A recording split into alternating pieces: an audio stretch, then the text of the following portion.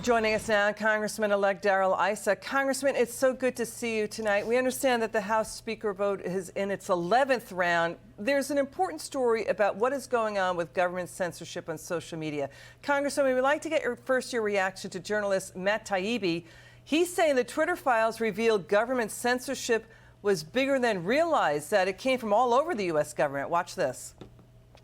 I think we can say pretty conclusively after looking at tens of thousands of emails over the course of these weeks that the government was in the censorship business in a huge way. Really, every conceivable wing of the enforcement agencies of the U.S. government were in some way or another sending moderation requests to Twitter.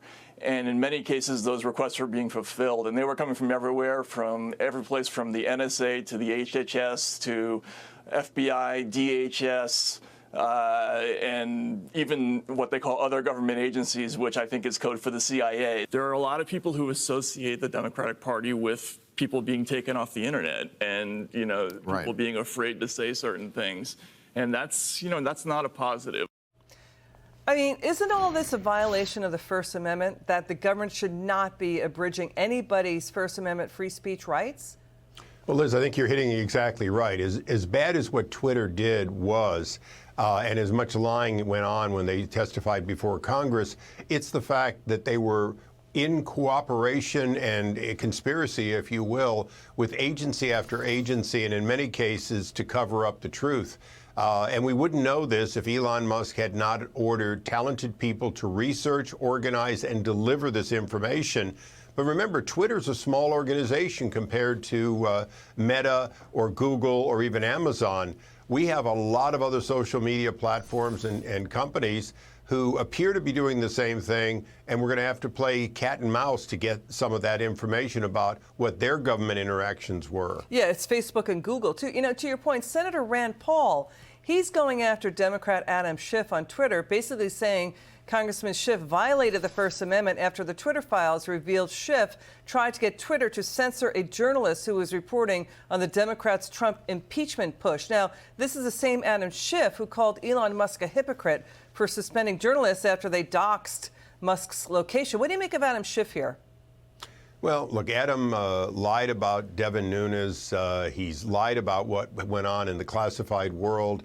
And he has been a very successful operative for Democrats using his position heading the Intelligence Committee.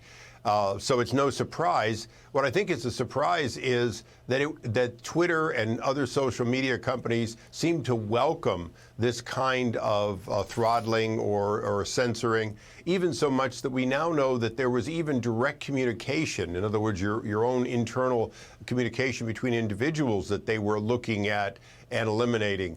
And, government years ago, Section 230 gave them exemption because they weren't supposed to be looking into individual correspondence, but they are.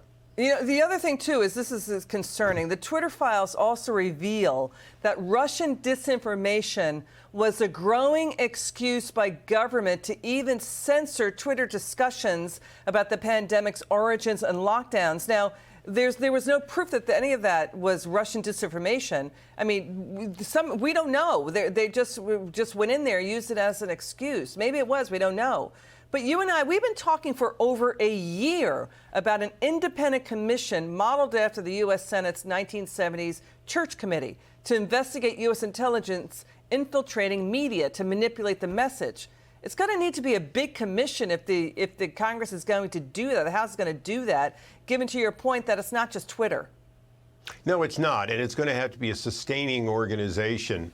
And whether it's truly bipartisan or not, there has to be representation of both parties and professional staff. And we're going to have to do that as soon as we get a speaker.